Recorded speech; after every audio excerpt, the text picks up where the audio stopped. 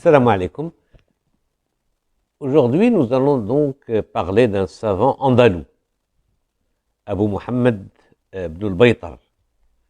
Alors, il est né dans la province de Malaga, vraisemblablement à Ben al-Madina, en 1197, et il décède à Dimashq en 1248. C'est donc un savant du XIIIe siècle.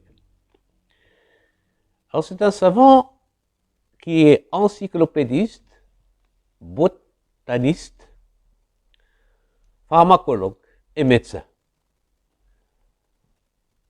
Ce qu'il est important de dire ici, c'est que son travail est un travail de terrain, puisqu'il s'agit des herbes. Hein. Il arrive à constituer un herbier très varié de différents pays, parce que il part, comme je l'ai dit, de Malaga, mais il étudie ensuite à Séville, chez Abul Batani, et puis il va en Afrique du Nord, en Anatolie, en Syrie et au Caire, où il devient le chef des herboristes. Et dans tous ces voyages, il recueille des herbes, il les met dans son herbier et il les étudie. Et quand je dis il les étudie, qu'est-ce qu'il fait? Ben, il prend l'herbe, il la voit sous son aspect physique, puis il regarde ce qu'elle contient en quelque sorte, et comment on peut la planter, comment on peut la semer, comment on peut l'entretenir, et également ses propriétés pharmaceutiques et médicales. Et à partir de là, et de l'étude de près de 150 auteurs, dont notamment des Grecs, comme Dioscoride et Galien, mais aussi d'autres auteurs arabo-musulmans comme Al-Razi et Ibn Sina, il va en tirer cette encyclopédie. Cette encyclopédie, son titre arabe est Kitab al-Jami' fi l'Imufradat al-Adwiya wal-Aghdiyya. Alors cette encyclopédie est classée par ordre alphabétique. Elle provient de l'étude de son herbier dans lequel il y a 3000 espèces de plantes. Et dans cette encyclopédie, il fait 1400 entrées. Et lorsque un nom est répété plusieurs fois, eh bien, il renvoie au nom principal. Et de plus, il donne la traduction dans différentes langues. Parfois, il nomme même en arabe, hein, par exemple l'indigo, et il lui donne le nom de Nilj. Et c'est ainsi que cette encyclopédie est absolument fondamentale et qu'elle n'est pas seulement une compilation, c'est-à-dire il ne reprend pas seulement ce qu'ont dit les autres, il apporte ses réflexions et ses travaux personnels de son travail de terrain. Et donc nous avons ici un botaniste de terrain.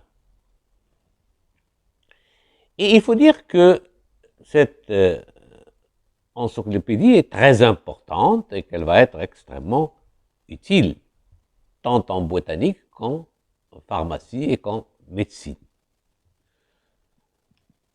Alors, il est OK, ensuite il va, comme je vous l'ai dit, il décédera à Damas, et l'on peut dire qu'il fournit des choses extrêmement importantes, extrêmement nouvelles. Il donne tout ce qu'on connaît à cette époque, mais il y ajoute tout ce qu'il a lui-même trouvé. Si on veut des éléments plus importants, alors les manuscrits sont aujourd'hui dispersés dans différentes bibliothèques, hein, en Espagne, aux États-Unis, dans plusieurs pays européens, en France, aux Pays-Bas, dans les pays scandinaves et dans les pays arabes. Si l'on veut un élément détaillé de tous ces éléments-là, on peut se référer au doctorat de Madame Calvo qu'elle a soutenu sur justement Ibn al-Baytar, et qui donne tous ses manuscrits et leur position.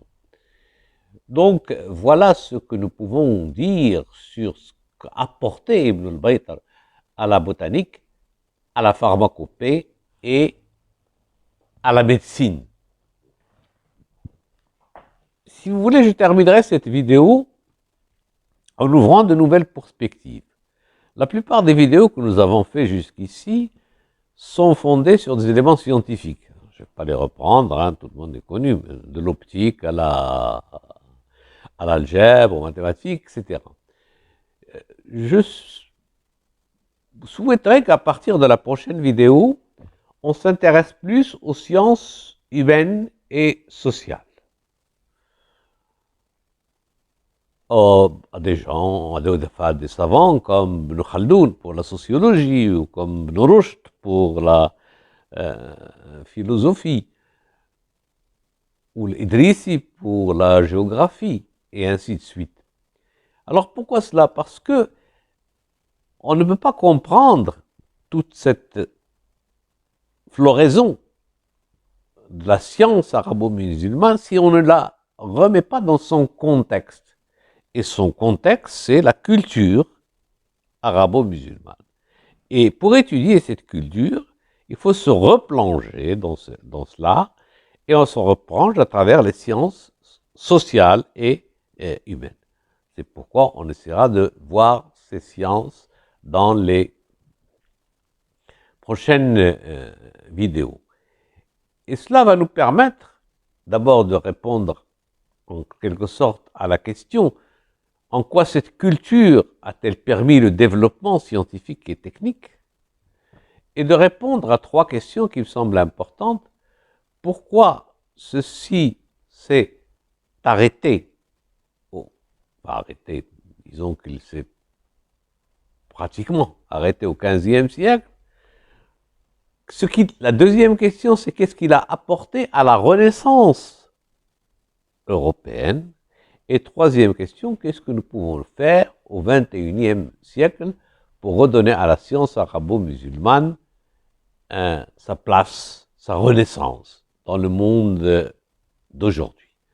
Voilà donc 3 questions qui me semblent importantes, mais auxquelles on ne peut pas